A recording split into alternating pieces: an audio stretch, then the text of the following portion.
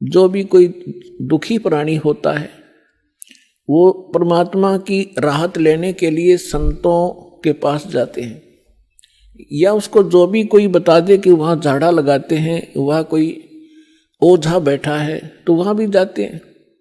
तो जितने भी संत हैं पहले अपनी क्रिया बताते हैं, आप ऐसे करो, ये मंत्र जाप करो, ये ऐसा दान करो। उनसे भी कोई लाभ नहीं होता है तो सभी लास्ट में ये कह देते हैं कि ये आपके प्रारब्ध में निहित है, अर्थात आपकी किस्मत में लिखा है, ये आपने भोगना ही पड़ेगा। फिर उदाहरण देते हैं कि जैसे भगवान श्री राम ने बाली को मारा था, जो सुग्रीव का भाई था, वृक्ष की ओट लेकर, और उसका भी बदला भगवान ने भी देना पड़ा श्री कृष्ण रूप में।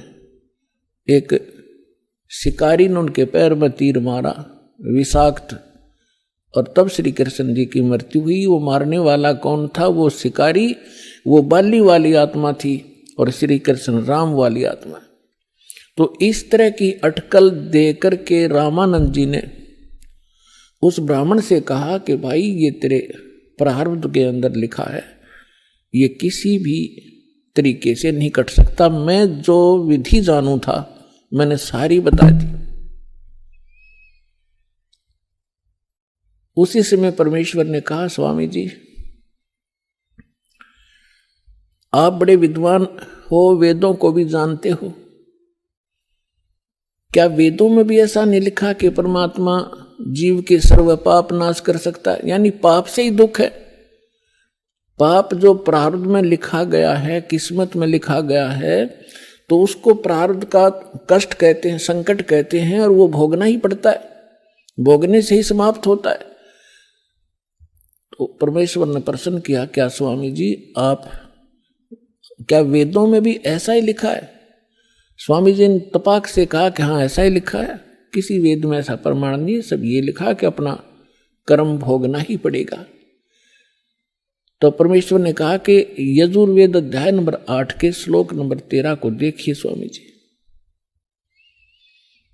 अब उनको जुबानी याद था, अपने आत्मा या बिजली गिरी हुई है, सदग्रंथों को कंठस्थ याद कर रखा था इन ब्राह्मण लोगों ने, और इनको कख नहीं पता था ये बता क्या रहे। रामानंद जी का सिर घूम गया कि एक दानक का बालक, धान दुलाहे का लड़का, कदे इसने वेद देखे भी को नहीं, और आज इसने मंत्र बता दिया। 104 साल के उसमें परमात्मा के उनके जीवन में, लीला में जीवन जो परमात्मा शरीर में दिखा रहे थे, 99 वर्ष का अंतर था, 99 वर्ष बड़े थे परमात्मा से, और सारा जीवन ही उन्होंने वेद और गीता पुराणों के अध्ययन में बिताया था। तो परमेश्वर ने कहा, कबीर साहब ने कहा, स्वामी जी यदि प्रारब्ध का कष्ट भोगना ही पड़ गया तो भक्ति की क्या आवश्यकता है? फिर अगर किसी के संस्कार में दुख है और दुख है भोगना ही पड़ेगा, फिर भक्ति ने शर्म में मारेंगे, क्या आवश्यकता है इस भक्ति की? कौन करेगा भक्ति? क्या आवश्यकता परमात्मा की? वो भक्ति इससे हटकर है, और वो मंत्र मेरे पास है। अपने आत्माओं जो दुखी व्यक्ति है उसको तो संकेत चाहिए। उसने तभी पूछा कि आप कौन हो भाई? ए भगत जी आप कहाँ रहते हो? अब वो लाल कपड़े पहन रखे, सारी उम्र संस्कृत बोली, उसने तो महाराज जी समझ रहे, और परमात्मा बैठे एक सिंपल वेशभूषा में। उसने न्यू कहा, भगत जी कहाँ रहते हो आप, आपका कहाँ ठिकाना है? परमात्मा ने बताया, भाई मैं दानक हूँ, दुल्हा हूँ, और नीरू का पुत्र हूँ, ऐसे ऐसे हमारी झोपड़ी वहाँ रहा करूँ। अब परमात्मा ने ये बताना इसलिए अनिवार्य समझा कि जैसे न भगवान चाहिएगा तो आ जाएगा, और जब ब्राह्मण पणे में होगा, क्यों उसमें छुआ छात तो बहुत गणी थी, तो अपना भाई चला जाएगा। तो परमात्मा वो तो जा लिया श्याम ने, साथ साथ अक महाराज मैं घना दुखी हो गया। तो वहां जब परमात्मा के पास गए, और भी बहुत से आर्त व्यक्ति बैठे थे, और वो आपस में चर्चा कर रहे थे कि मैं इतना दुखी था, परमात्मा से नाम लिया, अरे भगवान आए हैं, ये परमात्मा है, तुम इसको दुल्हा मत समझो, दानक नहीं है। अब जिसके कांटे से निकल रहे वह क्यों कर कहीं सिंपल मैन है। तो उस व्यक्ति को पहुंचा वहां पर ब्राह्मण, जब वो और भक्त बैठे बतला रहे थे, भगवान आए, जब सत्संग का आयोजन था उनके साथ, दूसरे साथ ही बाहर मैदान में, तो उस ब्राह्मण का कुछ दिल डटया, जब ये सारे भगत कह रहे हैं तो कुछ बात बनेगी। तो परमात्मा के आशीर्वाद मात्र से परमात्मा ने कहा, भाई अपने सारे बच्चों को ले आ। उसने सारा दुख बताया, उनको दीक्षा दिला। तो उसने सोचा पहले अपने लड़कों को ले चलता हूं, क्योंकि इज्जत और बेइज्जती हमारा साथ लटक रही है। घर में कह टूट रहा, दोनों लड़कों को ले आया। परमात्मा ने दीक्षा दी, बेटा भक्ति करोगे ना जब बात बनेगी। केवल आशीर्वाद से भी सुख दे देते, लेकिन वो तो एक का दुख टला, आगे जीवन में पता नहीं कितने दुख है आपके। परमात्मा ने नाम दिया, दोनों बच्चे ऐसे स्वस्थ हो गए जैसे कदे दुख था ही नहीं। अपने आप उठ के गए, उन्हें लाया था बैठा बैठा कर, तो उनको एकदम खुशी की लहर आ गई। फिर अपनी बेटियों को, पत्नी को, सबको नाम दिलाया। परमात्मा के आशीर्वाद से सब ठीक हो गए, स्वस्थ हो गए कुछ ही दिनों में। और फिर घर का काम भी उसका बहुत अच्छा चलने लगा। अब वो जहां भी जिसने मिला है उसी को कहे कि भगवान आए हैं, चलो वहां पर परमात्मा आ रहे हैं, दुल्हाओं की कॉलोनी में भगवान उतर रहे हैं। पर उसकी कौन सुने ब्राह्मण। तो पुण्यात्माओं, एक समय एक सर्वानंद नाम के ब्राह्मण थे, और उसने चारों वेदों, 18 पुराणों, गीता, इन सभी को कंठस्थ याद कर रखा था। और उसने अपने वक्त के सभी ब्राह्मणों को, सभी विद्वानों को शास्त्रार्थ में पराजित कर दिया। तो उसके मन में एक धारणा आई कि मैं अपना नाम सर्वानंद की जगह सर्वाजीत रखवाऊंगा, अपनी मां से कहता हूं। उसने सभी को हरा दिया। उधर से वो ये विचार कर रहा था। दूसरी ओर क्या हुआ कि उसकी माता, जो सर्वानंद की माता जी थी, उसका नाम शारदा था, ब्राह्मणी, और वो भी ऐसे ही अपने प्रारब्ध के कर्म को भोग रही थी। अब ब्राह्मण होने के नाते, और अब उसका पिता, उसका पुत्र विद्वान, जिसने सब विद्वानों को पराजित कर दिया, अपने पुत्र से भी सारे जंतर मंत्र, जो भी गायत्री मंत्र वगैरह अनुष्ठान बताए बेटे ने, वो भी कर लिए। और भी जिसने भी जहां कोई महापुरुष संत तपस्वी बताया वहां भी चली गई, लेकिन उसको कोई राहत नहीं मिली। बहुत बुरी बेचैनी रहे, ना भूख लगे, चारपाई पकड़ रखी, अस्थि पिंजर शेष दिखाई दे। उधरती एक परमात्मा की शिष्या, एक बहन ब्राह्मणी, एक बहन चली गई, ब्राह्मणी नहीं, वैसे एक बहन चली गई किसी कामवश, अन्य जाति की, श्रवण जाति की। तो उसने पूछा कि शारदा कुशल है। उसने चारपाई पे पड़ी पड़ी ने देखा और कहा, बहन कहाँ कुशल हूं, अंतिम सांस गिन रही हूं, बहुत परेशान हूं, काफी वर्षों से असाध्य रोग से पीड़ित हूं। वो परमात्मा की शिष्या लड़की कहने लगी कि बहन कहीं दिखाया नहीं आपने, कि सभी डॉक्टर दिखा लिए, वैद्यों से चेक करा लिया, और कोई साधु संत आसपास नहीं छोड़ा, सभी ने कह दिया कि तेरे प्रारब्ध का कष्ट है, तेने भोगना ही पड़ेगा। तो उस बहन ने कहा कि यदि आप बुरा ना मानो तो मैं बताऊं, एक महापुरुष आ रहे हैं। वो कहने लगी, बोलो कौन है। कि मेरे गुरुजी से दीक्षा ले लो, मैं भी पहले बहुत परेशान थी, आपसे भी बुरी हालत थी मेरी नहीं, मेरे बच्चों की भी स्थिति थी, मेरे पति को भी तकलीफ थी, प्रेत बाधा थी, और मुझे असाध्य रोग था। उस गुरुजी से दीक्षा लेते ही और हम कति स्वस्थ हो गए। 2 वर्ष हो गए हम अपना जीवन जी रहे हैं, अपनी नींद सोते हैं, अपनी नींद उठते हैं। तो बैठ गई शारदा कि भाई आज कुछ आशा की चिंगारी नजर आ रही है। तो उसने पूछा कौन है आपके गुरुजी, मुझे बताओ।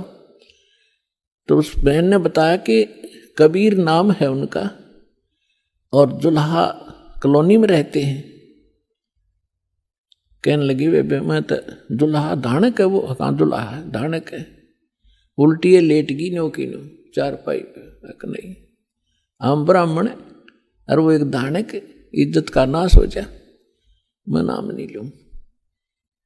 तो उस बहन ने बहुत कहा कि देखो हमने ज्ञान सुना उस परमेश्वर का, आज आप ब्राह्मणी हो और मृत्यु के बाद आप अन्य जाति में भी तो जन्म ले सकते हो, आप पशु योनि में भी तो जाओगे, तब कहां जाएगी या जाति तेरी। तो कहने लगी बहन तू जा, बस फालतू बात ना करे, इससे अच्छा तो मौत आ जा, वो अच्छा है। तो पुण्यात्मा परमात्मा कहते हैं राज तजना सहज है, सहज तरिया का ने, और मान बढ़ाई ईर्षा ये दुर्लभ तजना है। वह चली गई। कुछ दिनों के बाद वो ब्राह्मण जो परमात्मा की शरण में आके स्वस्थ हुआ था, पुण्यात्मा आप तो बालक हो, दास उस भगवान से परिचित है, आपके लिए जो परमात्मा भटक रहा है ना, आप तो एक अबोध बालक की तरह जिधर मुंह हो गया उधर चल पड़ते हो, और वो पिता माता पिता पीछे पीछे भाग्या करें, खड्डे में गिरेगा यू, उठा लूं भाग कर बालक को। आज आप इतने बच्चे हो इस भगवान के मार्ग में और इस अपने अध्यात्म मार्ग के अंदर। कबीर साहब कहते हैं मैं रोवे तू सृष्टि को और यह सृष्टि रोवे मोहे। गरीबदास जी कह रहे हैं परमात्मा से परिचित ज्ञान के आधार से भगवान की वाणी बता रहे महिमा। गरीबदास इस योग को समझ नहीं सकता कोई। सो चल छिदर मैं करूं अपने जन के काज, जिस प्यारी आत्मा को शरण में लेना है ना जाने के कारण बना होगा उसके लिए। तो वो ब्राह्मण चला गया कि वो निकटतम नाती भी था उनका। पहले दूर देश से आना जाना महीने में नहीं होता था, 6 महीनों में 2 1 वर्ष बीत जाता था रिश्तेदारियों में आने जाने में। तो वो ब्राह्मण उसी काशी शहर के आसपास कोई गांव था उसका रहने वाला था, और शारदा बनारस में काशी में रहा करती थी। तो एक दिन वो किसी कामवश शहर में आया था, तो उसने सोचा चल रिश्तेदार के घर चलते। जब वहां पहुंचा तो शारदा घर अपने उसी तरह उसी स्थिति में थी। राम रमी करी, नमस्कार हुआ, कुशल मंगल पूछा। तो शारदा ने अपना सारा दुखड़ा रोया कि मैं बहुत दुखी हूं, बहुत बुरा हाल है मेरा, मैं तो अंतिम सांस गिन रही हूं। तब उस ब्राह्मण ने कहा कि आप हमारे गुरुजी से दीक्षा ले लो, आप स्वस्थ हो जाओगे। और मेरी हालत का आपको पता ही है, क्या स्थिति थी मेरी।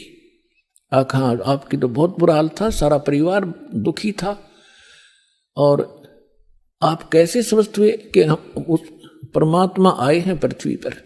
शारदा तेरा यकीन होइयो चाहे ना होइयो। और हमारी जो दुर्दशा थी देखने जोगी थी, रिश्तेदार भी नफरत करने लग गए थे, और उनकी कृपा से आज सारे बच्चे स्वस्थ हैं और हम स्वस्थ हैं। 4 वर्ष हो गए मैंने उनसे उपदेश लिए। मेरा तो बुरा ऐसा दुखी शायद पृथ्वी पर कोई प्राणी नहीं होगा जैसा मैं था। मेरे से रिश्तेदार भी नफरत करने लग गए थे कि अब यू आ गया घर पे, कुछ पैसे मांगने आया होगा। तो ऐसी दशा होगी थी मेरी, और अब वो रिश्तेदार मुझसे उधारे ले जाते हैं। तो शारदा ने सोची हे भगवान बड़ी दया करी, देख यू तो ब्राह्मण है, इसने तो गुरु कोई बढ़िया बना रखा होगा, ऊंच जाति का ब्राह्मण ही बना रखा होगा। तो फिर बैठ गई चारपाई पे। तो उसने कहा कि फिर ठीक है, बताओ मुझे आपका गुरुजी कौन है, क्या नाम है उनका, कहाँ रहते हैं। मेरे पूज्य गुरुदेव जी का नाम है कबीर। उसके वो फिर अक्सर खटक गया, कबीर वो धानक वो नीरू का। कहा वो ब्राह्मण बोला कहा वही है, यस। तो शारदा बोली तेरी शर्म भाजगी, इतनी इज्जत का नाश कर दिया, ब्राह्मण होकर धानक गुरु बना लिया, डूब के मर जा की तरह। ये 36 लागी सुनान। तब अब उस पंडित जी ने कहा कि मिश्राणी बात सुन ले, यह शिक्षा मेरे देने की जरूरत नहीं, मैंने देख लिया ये ब्राह्मण जब कित गए थे, जब मेरी दुर्गति हो रही थी, चोने भी ना दे थे, अंतिम सांस गिनों था, बुरा हाल हो रहा था। और ठीक है, तेरा ना समझ में आती तो गुरु जी के बारे में फालतू मत बोलिए, उठ कर चल पड़े। अब ये बात उसका घर कर गई कि सचमुच ये तो घना बुरा हाल था इनका, शारदा के, और इनका जीवन इतना सुखी हो गया। अब वो सोचन पर विवश हुई तो वो काफी देर सोचती रही कि ये क्या बनी। अरे यह काल ने तो ऐसे बना रखे हैं किले जाति के, ऊंच नीच के। काल ने तो इतना जबरदस्त जाल फैला रखा अपने आत्मा, परमात्मा बिना यो टूटे नहीं। अब आप देख रहे हो परमात्मा ने सबसे पहले यह बीमारी काटी कि अब आप देख रहे हो कोई छुआछात नहीं, ऐसी दया करी। ना तो एक बाड़िया और थी, अपने ही समाज में थी, हिंदुआएं में थी, और तो देखी जाओ बाद की देखो दूसरे मजहबों होते, तो यह समाप्त करी। और उस समय ये एक जबरदस्त किला बना रखा था जाति का। अब क्या हुआ, परमात्मा कच्चा काम नहीं छोड़ते। जो जन मेरी शरण है ताका हूं मैं दास, और गेल गेल लग गया फिर जब तक धरती आकाश। अब क्या किया मालिक ने, जिस मोहल्ले में वो शारदा रहा करती थी उसी में परमात्मा का एक भक्त रहता था, थोड़ी सी दूरी पे। और उसने प्रार्थना की, प्रभु हमारे दास के घर सत्संग कर दो, वहाँ आस पास के भक्तों को भी पता चलेगा और आपका ज्ञान सुनेंगे, हो सकता है किसी के और भाग जाग जा। परमात्मा ने ठीक कहा कि ठीक है बेटा, रात्रि में सत्संग करेंगे, दिन में अपना काम करो पेट के लिए, रात तो अपनी है, आ जाया करो, चलूंगा मैं तुम्हारे वहां। तो उस बहन ने जो सत्संग करवा रही थी भगवान का, आसपास के सभी जगह निमंत्रण भेजा कि आज हमारे गुरु जी आवेंगे और नाम ले लियो, सत्संग सुनियो पहले। आपने आज तक ऐसा ज्ञान नहीं सुना होगा, आप देखियो हमारे गुरु जी का सत्संग सुनना।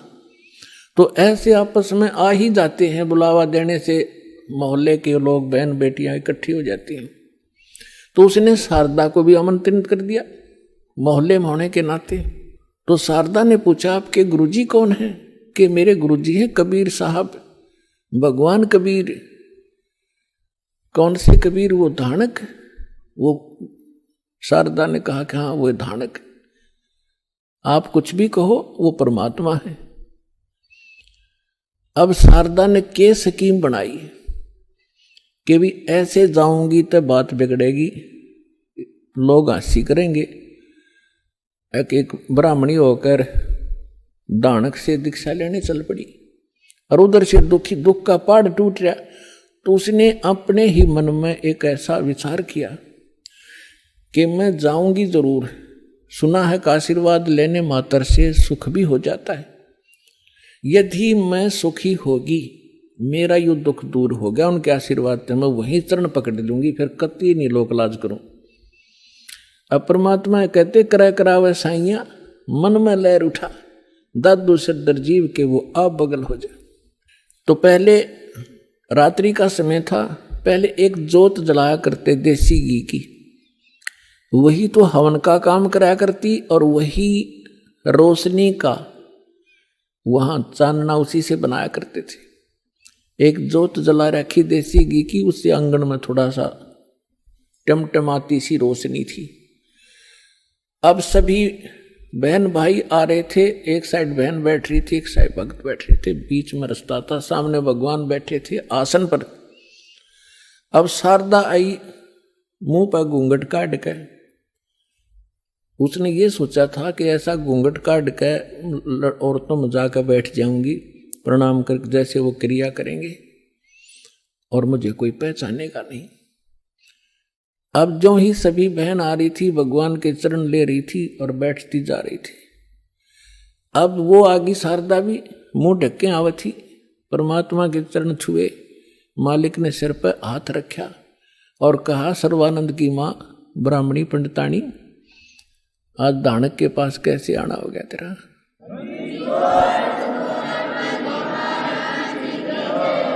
और परमात्मा ने हाथ रख के उठाया भी नहीं था। उसका सारा रोग, जो कष्ट था, जो संकट था, वो कति स्वस्थ होगी जैसे दुख कदे था ही नहीं।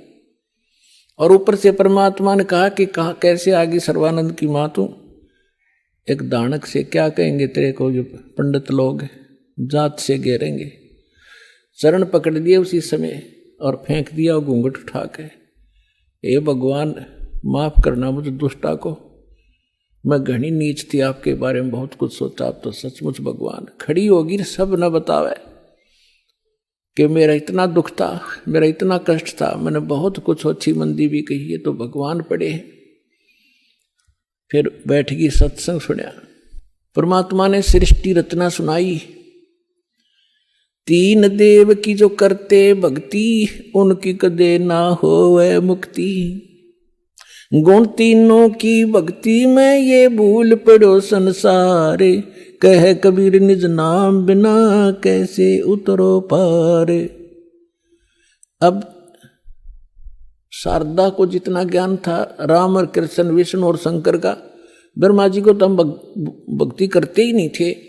श्री विष्णु जी और भगवान शंकर की तो हम खूब भक्ति कराया करते। अब सारी सृष्टि रचना सुनाई और ऐसा दुख टल गया उस समय, तो सारी स्वीकार करे, चीना तो अग्रम मग्रम भी करे, वो थोड़े बहुत हुआ। तो वो भी मालिक ने पहले उसका समाधान कर दिया और सारी सुने थी, सारी हृदय में समावे थी। लगातार उसने आसपास जहां भी सत्संग परमात्मा का होता था वह सारे जान लागी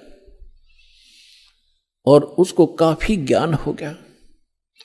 एक दिन क्या हुआ, उसका लड़का जो सर्वानंद था, उसने अपनी माँ से कहा कि माँ, मैंने इस आसपास के सभी विद्वानों को शास्त्रार्थ में पराजित कर दिया है।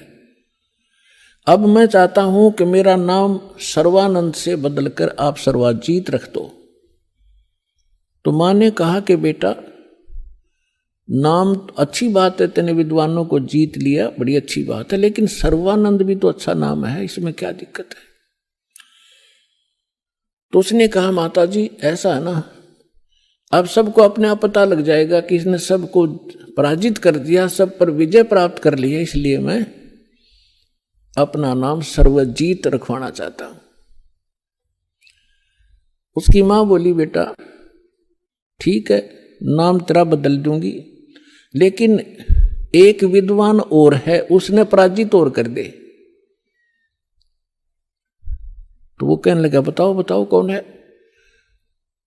कि मेरे गुरुजी हैं और कबीर नाम है उनका, और जुलाहे की कॉलोनी में रहते हैं। कहने लगे, वो अच्छा, फिर अकमाता आपने बड़ा विद्वान खोजा, उसको संस्कृत भी ना आती, वो क्या जाने सदग्रंथों के बारे में। और उसकी माँ बोली, बेटा देख ले, यदि मेरे से तेना नाम बदलवाना है तो उस विद्वान को तेने पराजित करवाना पड़ेगा, करना पड़ेगा, और ऐसे नहीं मानूंगी, उससे लिखवा के लाना और उनका अंगूठा लुआ के लाना, एक दो गवाह भी हों साथ में। अब सर्वानंद तो चल पड़ा, माँ का आदेश पाते ही चलता हूं। अब जून का महीना, उत्तर प्रदेश, खड़ी धूप पड़े, उधर से परमात्मा कबीर जी की एक मुंह बोली बेटी थी कमाली, वो एक मृतक जीवित की थी किसी शर्त पे, किसी कारण से, किसी सर्कमस्टांस के से। और वो लड़की फिर अपने पिता को छोड़कर परमेश्वर के साथ, अपने वास्तविक पिता के साथ रहा करती थी, युवा हो गई थी। तो वो लड़की दोपहर के समय कुएं पर जल लेने गई हुई थी, बटका भरण खातिर। उधर से सर्वानंद जी आ गया, एक बैल के ऊपर सारे सदग्रंथ रखा करता, गीता, 18 पुराण, 4 वेद, श्रीमद् भगवद गीता और 6 शास्त्र। बैल के ऊपर जैसे गधे पर बोरा डाल लिया करें, ऐसे बोरा डाल के उनमें रखा करता था, सुंदर कपड़े लपेट के। उस बैल को लिए हुए आ रहा था। अब जुलाहों की कॉलोनी में, और उस समय पंडित जी आचार्य, वो भी सा विद्वान सुप्रसिद्ध, तो सभी ऐसे देख रहे थे जैसे पहले गांव में हाथी आ जाता, सारे गांव निकल कर आ जाया करता, हाथी देखेंगे, ऊपर चढ़ चढ़ कर मकानों पर देखा करते थे। तो सभी देख रहे हैं कि ब्राह्मण कैसे आ गया हमारी कॉलोनी में। अब देखो लीला दाता की, उसको इतनी भयंकर प्यास लगा दी, उसकी आंखों में प्राण आ गए सर्वानंद के, और सामने वाली लड़की पानी पर लग रही, उसके पास आकर कहा कि ये लड़की जल्दी पानी पिला बेटी, मेरे प्राण निकलने जा रहे हैं। तो लड़की ने बाल्टी उसके कर दी, ले पी लो। उन्हें अपना करमंडल ले रहा था, उसमें डालकर गट गट पी लिया। अब उसने देखा कोई देख तो नहीं रहा तुझे, कितने दानकों के जुलाहों की कॉलोनी कुएं का पानी पी लिया। कोई देख तो, सब देख रहे थे, सब चारों तरफ देख रहे थे। तो उसने अपनी इज्जत बचाने के लिए लड़की को डांटा कि लड़की ये किसका कुआं है, किस जाति का कुआं है। तो लड़की ने कहा जी दानकों की कॉलोनी में तो दानकों का कुआं हुआ कर, ब्राह्मणों का नहीं हो सकता। ये तूने पहले क्यों नहीं बताया मुझे? पंडित जी पानी पी कर जात नहीं पूछा करते, तू पहले पूछता। जब तक तेरे पसीने आ रहे थे तेरी जान जाने वाली थी, अब तुझे जाति दिखाई देती है। मर जाता 2 मिनट तुझे पानी नहीं मिलता तो फिर कहता है बेटी छोड़ इन बातों को, यहां कबीर कहाँ रहता है? तो लड़की ने कहा कि कबीर का घर शिखर में सतलोक में रहता हो, जहां से ले ली गैल और पाँव न टेके पपील के, तू पंडित ला दिया बैल। लड़की ने कहा कि तुझे कबीर चाहिए, वो कबीर सतलोक में रहता है गगन में, और जहां तक चिट्ठी का पैर नहीं टेक सकता तू इन पोथियों से जाएगा वहां कबीर से मिलने। तो कहने लगा ए लड़की गणी ना बोला है, यूं बता यहाँ कहाँ रहता है इस कॉलोनी में वो। लड़की बोली आ जाओ मेरे पीछे पीछे, मैं उन्हीं की बेटी हूं। अब लड़की मटका उठा के चल पड़ी, सर्वानंद बैल आके पीछे पीछे। लड़की थोड़ी आगे चली गई और जाकर कहा पिताजी एक ब्राह्मण आवा है सारे पोथे लिए, आपको पूछ रहा है, आपके साथ अवश्य कोई वाद विवाद करेगा। परमात्मा ने कहा बेटा कोई बात नहीं, ज्ञान की चर्चा तो होनी चाहिए, अच्छी बात है, उसको बुला लो अंदर। वह लड़की बाहर आई और कहा सर्व आओ जी आ जाओ, पिताजी अंदर हैं आ जाओ। तो सर्वानंद बाहर खड़ा हो गया और कहा ले लड़की ये मेरा लोटा ले जा, पानी का भरवा दिया कि एक पानी का मेरा लोटा भर दे। बाहर खड़ा खड़ा लड़की ने पानी का लोटा भर दिया और कहा इस लोटे को जाके कबीर को दे दे और इसका क्या उत्तर दे फिर मुझे बताना बाहर आकर के। अब लड़की उस लेकर उस लोटे के भरे हुए को और धीरे धीरे परमात्मा के पास गई और कहा पिताजी एक वो ब्राह्मण युग ने ऐसे ऐसे कहा है कि ये लोटा दिया है, कहा कि इसका उत्तर दें वो मुझे बताना इस जल को। और इतना भर दिया कि वो पानी लबालब भरा हुआ था उस लोटे के ऊपर तक, उसमें जरा सा भी पानी डाल दे तो बाहर जावे, इतना फुल भर के दे दी। परमात्मा बोला ठीक से बेटी। परमेश्वर ने एक बड़ी सुई थी, वह सुई उठा के लोहे की और उस लोटे में डाल दी, कुछ पानी बाहर निकल गया और कहा जा सर्वानंद को दे दे बेटा। वह लड़की वापस आई धीरे धीरे, अकलो पंडित जी। सर्वानंद ने पूछा क्या उत्तर दिया तेरे पिता ने? कि बोले कुछ नहीं, इसमें एक सुई डाल दी और आप पूछ लो इन्होंने क्या मतलब है इसका। तो अंदर आया सर्वानंद। सर्वानंद ने पूछा कि कबीर आपने मेरे प्रश्न का क्या उत्तर दिया? परमेश्वर ने पूछा आपका प्रश्न क्या था? मेरा प्रश्न ये था, ये संकेत था, इस पानी के लोटे को फुल भर के आपके पास इसलिए भेजा था कि मैं ज्ञान से परिपूर्ण हूं और मैंने सभी आसपास के विद्वानों को पराजित कर दिया है।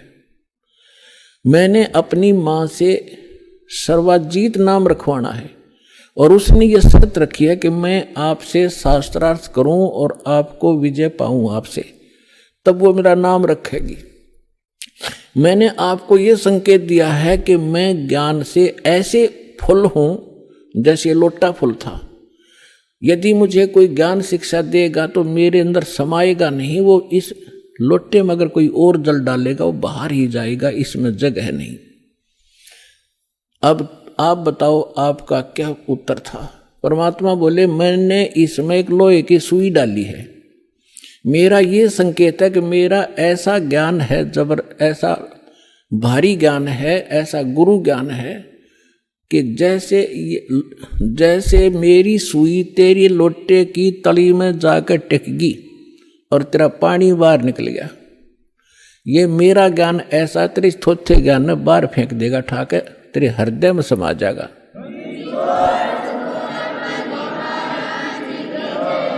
और ज्ञान सब ज्ञानड़ी, कबीर ज्ञान सो ज्ञान, जैसे गोला तोब का वाई करता चले मैदान। अब सर्वानंद ने कहा कि ठीक है आप करो शास्त्रार्थ।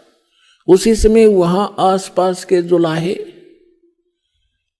और उनकी गोष्ठी सुनने के लिए आकर बैठ के, वो बेचारे भोले भाले अनएजुकेटेड सामने बैठ के सर्वानंद ने कहा कि कबीर बोल क्या प्रश्न करेगा।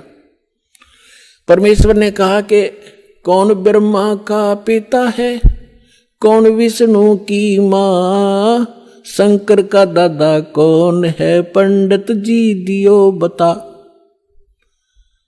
ब्रह्मा विष्णु महेश के माता पिता कौन है, इनका दादा कौन है?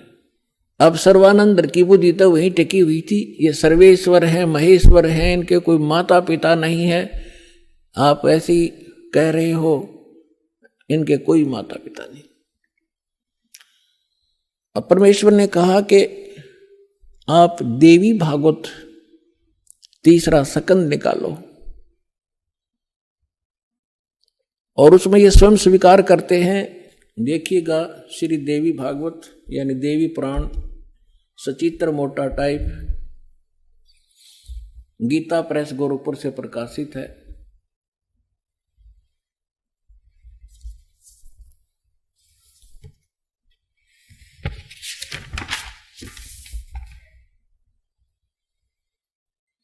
संपादक है हनुमान प्रसाद पोदार, चिमनलाल गोस्वामी।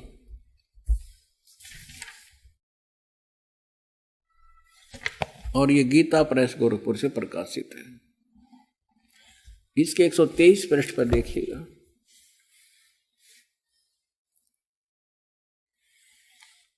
तीसरा स्कंद। विष्णु भगवान विष्णु जी अपनी माता दुर्गा की स्तुति करते हुए कहते हैं, तुम शुद्ध स्वरूपा हो, ये सारा संसार तुम इसे उद्भासित हो रहा है। मैं ब्रह्मा और शंकर हम सभी तुम्हारी कृपा से विद्यमान हैं। हमारा तो आविर्भाव माने जन्म और तिरोभाव माने मृत्यु हुआ करता है। हमारा तो जन्म मृत्यु होता है। केवल तुम ही नित हो, जगत जननी हो, प्रकृति और सनातनी देवी हो। भगवान शंकर बोले, देवी यदि महाभाग विष्णु तुम्ही से प्रकट हुए हैं तो उनके बाद उत्पन्न होने वाले ब्रह्मा भी तुम्हारे ही बालक हुए। फिर मैं तमोगुण लीला करने वाला शंकर क्या तुम्हारी संतान नहीं हुआ? अर्थात मुझे भी उत्पन्न करने वाली तुम ही हो। शिवे संपूर्ण संसार की सृष्टि करने में तुम बड़ी चतुर हो। इस संसार की सृष्टि, स्थिति और संहार में तुम्हारे गुण सदा समर्थ हैं। उन्हीं तीनों गुणों से उत्पन्न हम ब्रह्मा विष्णु एवं शंकर नियमानुसार कार्य में तत्पर रहते हैं।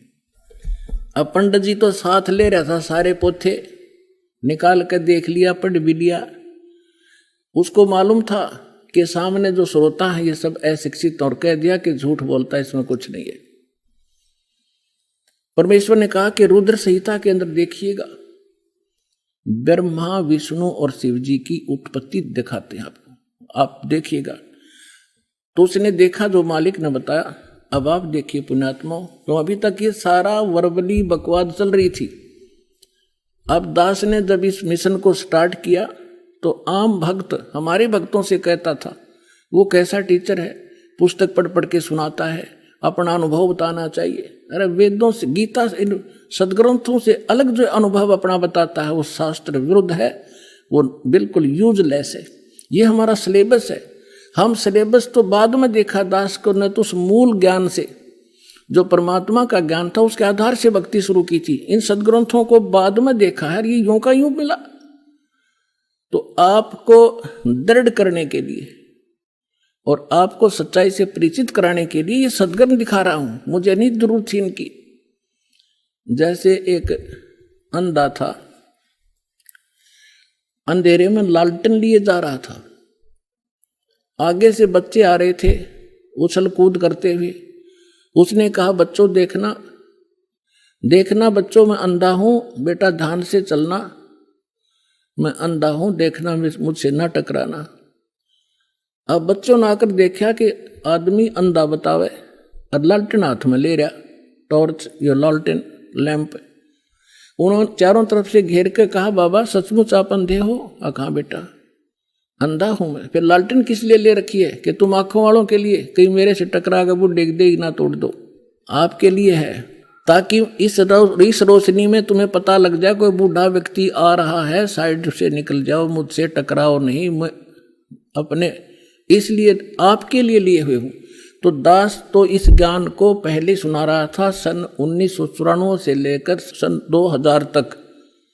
वर्बली जो मालिक ने ज्ञान दिया था यही सुना रहा था। ये ब्रह्मा विष्णु महेश नासवान है, इनकी जन्म मृत्यु होती है। ये इष्ट रूप में पूज्य नहीं है, लेकिन अनादरणीय नहीं है।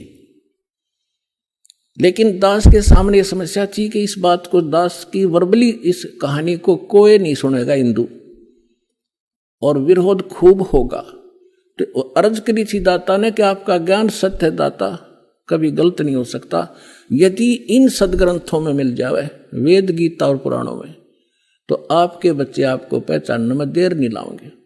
ऐसी प्रेरणा की परमात्मा ने 2001 में गीता उठा के देखी, जो का तू ज्ञान पाया। क्योंकि परमात्मा ने कहा था अपनी वाणी में कि वेद मेरा भेद है, मैं ना मिलूं वेदन के माही, पर जौन वेद से मैं मिलूं वो वेद जानते नहीं।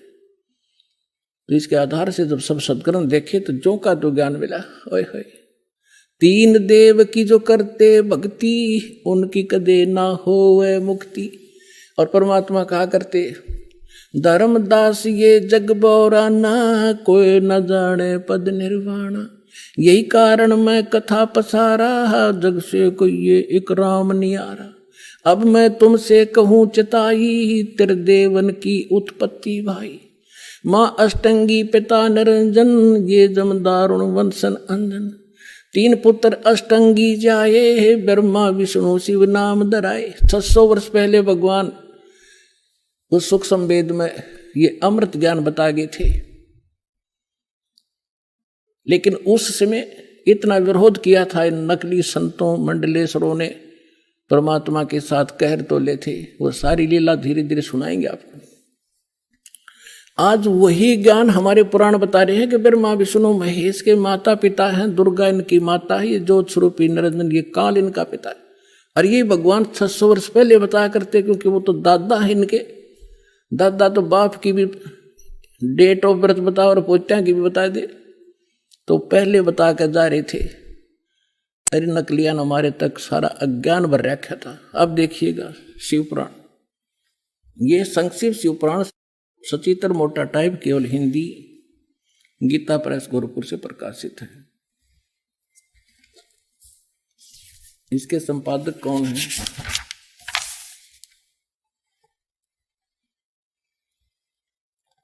हनुमान प्रसाद पोदार, और ये गीता प्रेस गोरखपुर से प्रकाशित है।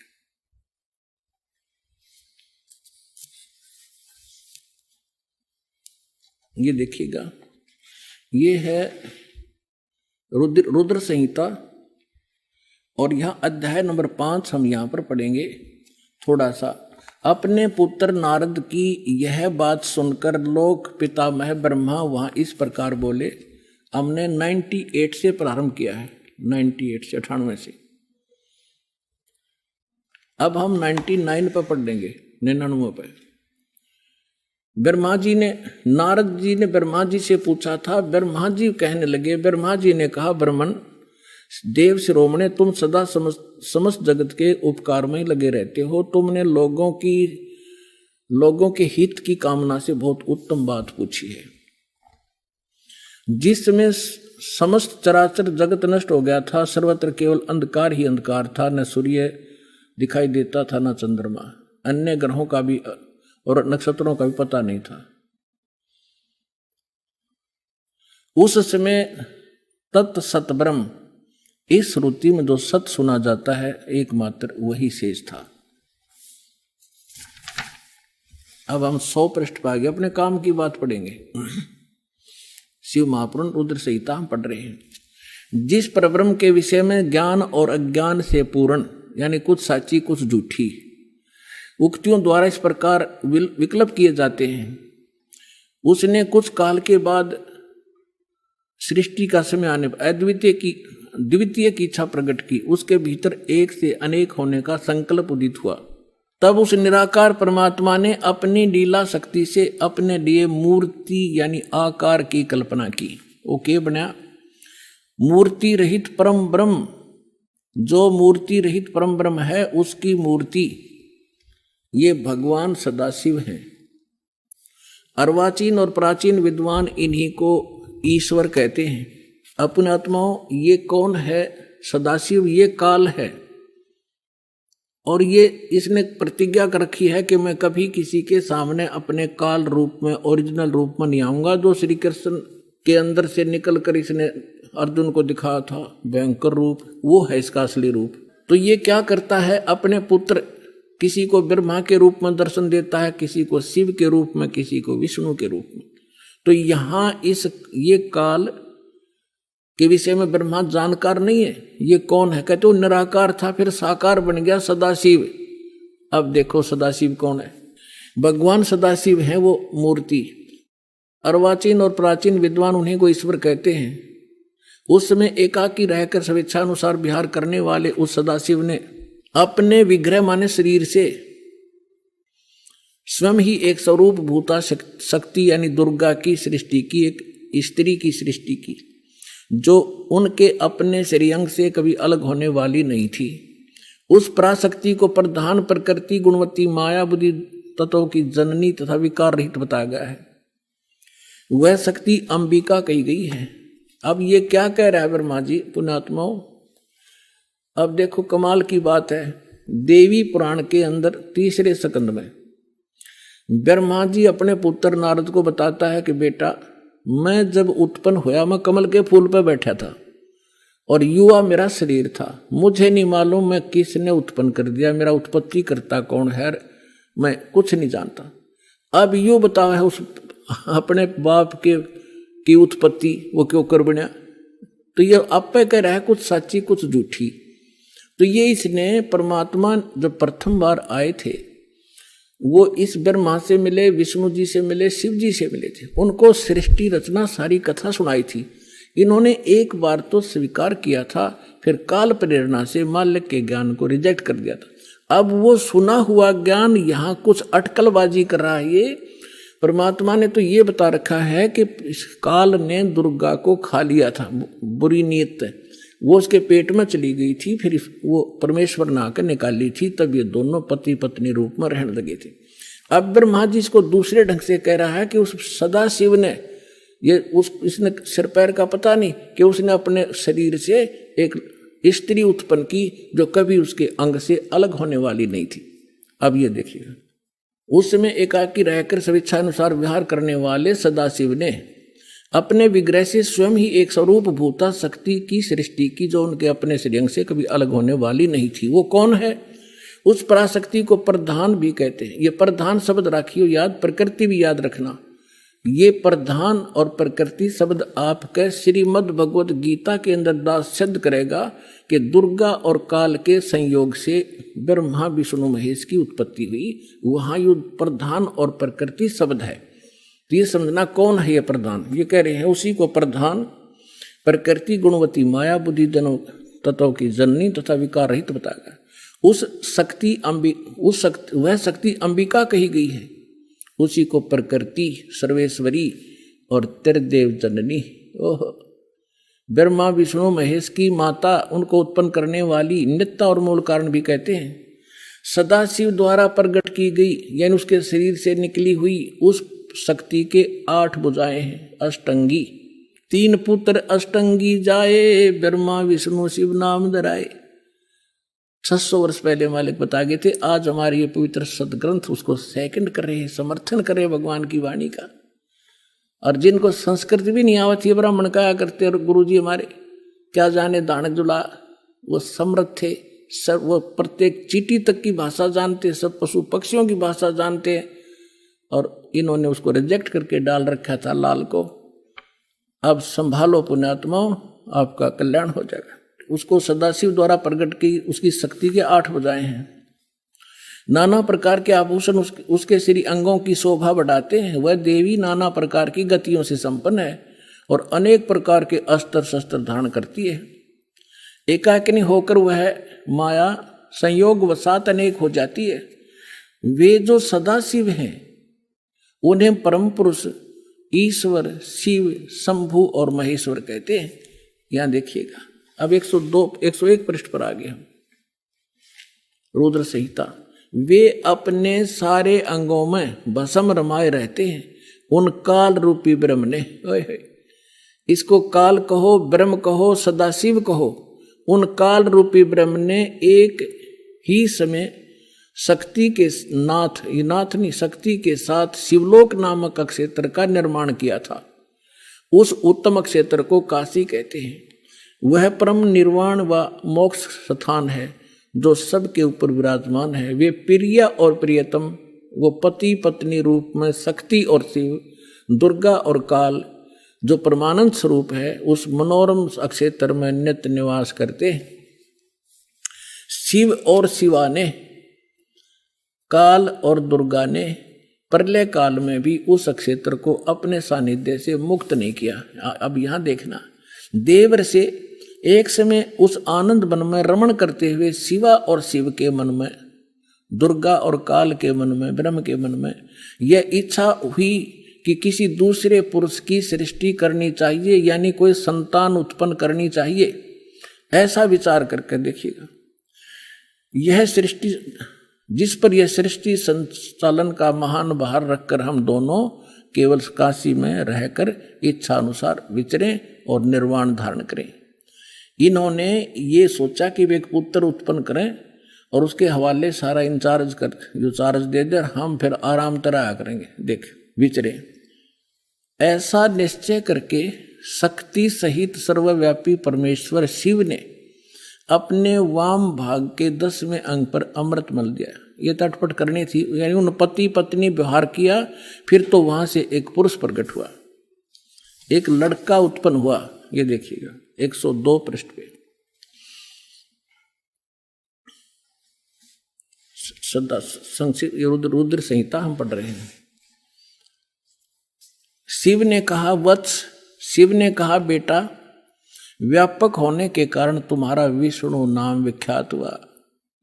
अब काल और दुर्गा का बेटा यानी विष्णु की उत्पत्ति होगी, दोनों से सिद्ध हुआ। अब यहां देखो, ये 6ठा अध्याय समाप्त हुआ। अब यहां देखिएगा 7वां शुरू हुआ। ब्रह्मा जी कहते हैं देवर से तत्पश्चात कल्याणकारी परमेश्वर शाम सदाशिव ने पूर्ववत प्रयत्न करके जैसे विष्णु उत्पन्न किया था, दोनों ने पति पत्नी व्यवहार करके मुझे अपने दाहिने अंग से उत्पन्न किया। मुने उस महेश्वर ने मुझे तुरंत ही अपनी माया से मोहित करके नारायण देव की नाभि कमल में डाल दिया, फिर लीला पूर्वक मुझे वहां से प्रकट किया। इस प्रकार इस कमल के से उत्पन्न के पुत्र के रूप में मुझे हिरण्यगर्भ का जन्म हुआ। अब ये शिव पुराण का अनुवाद करता विचलित हो गया कि यहां तक, क्योंकि शिव का पुजारी होगा यू, इसने यहां तो कर दिया कि विष्णु और ब्रह्मा की उत्पत्ति तो बता दी क्लियर कि सदाशिव काल रूपी ब्रह्म और दुर्गा, इनसे दोनों की उत्पत्ति होगी। अब यहां विचलित हो गया यो। ले कहते हैं चोर चुरावे तुमड़ी और गड्ढे पानी में, वो गड्ढे हुआ उपरावन सच्चाई छनी नहीं। अब इन तीनों के पिता हैं ये और सिद्ध करते हैं। ये देखिएगा, इसके 24 पृष्ठ पे आपको दिखाते हैं। ये विद्वेश्वर संहिता है। एक समय क्या होता है, एक समय ब्रह्मा और विष्णु जी का इस बात पर झगड़ा हो गया, युद्ध हो गया। ब्रह्मा जी कहने लगे मैं तेरा बाप विष्णु जी को, विष्णु जी कहने लगे मैं तेरा बाप तो मेरी नाभि कमल से उत्पन्न हुआ। इन दोनों का झगड़ा हो गया। ये लंबी कहानी फिर बताएंगे। तो इनके पिता ने सोचा ये लड़का मरेंगे, उसने इनके बीच में एक लिंग खड़ा कर दिया, एक तेजो में पिलर, नीचे से बहुत लंबा चौड़ा। ये दोनों युद्ध करना बंद करके उसके और छोर खोजने लगे। तब ये पहुंच गया अपने पुत्र शिव का रूप धारण करके, और फिर इनसे कहने लगा कि तुम ज्ञान देने लगा, समझाने लगा। तो इन्होंने फिर जो प्रश्न उत्तर किए वो सुनाते हैं, देखिएगा, इससे पता चलेगा ये कौन है। ये है विद्वेश्वर संहिता, संक्षिप्त शिव पुराण, और पृष्ठ नंबर 24 पे ये है ब्रह्मा जी और ये है विष्णु जी, ये बीच में इनका एक स्तंभ है। अब हम यहां आ जाते हैं 25 पृष्ठ पे। ब्रह्मा और विष्णु ने पूछा, प्रभो, ब्रह्मा विष्णु फिर उसे वार्ता करने लगे काल से, सृष्टि आदि 5 कर्तों के लक्षण क्या है, ये हम दोनों को बताइए। भगवान शिव बोले, ये काल बोला, काल रूपी ब्रह्म बोला, मेरे कर्तव्यों को समझना अत्यंत गहन है, तथापि मैं कृपा पूर्वक तुम्हें उनके विषय में बता रहा हूं। आगे देखो, हम अपने मतलब की पढ़ देंगे। ये 26 नंबर पे आ गया। अब ये क्या कह रहा है काल अपने इन ब्रह्मा और विष्णु दोनों को, पुत्रो, तुम दोनों ने तपस्या करके प्रसन्न हुए मुझ परमेश्वर से सृष्टि और सतिथि नामक 2 कृत प्राप्त किए।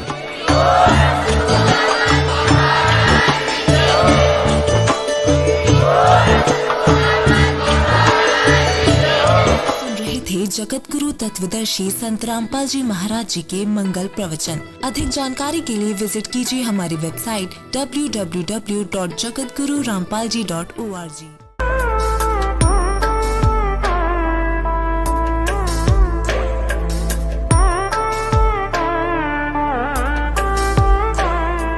Subscribe now and press the bell icon.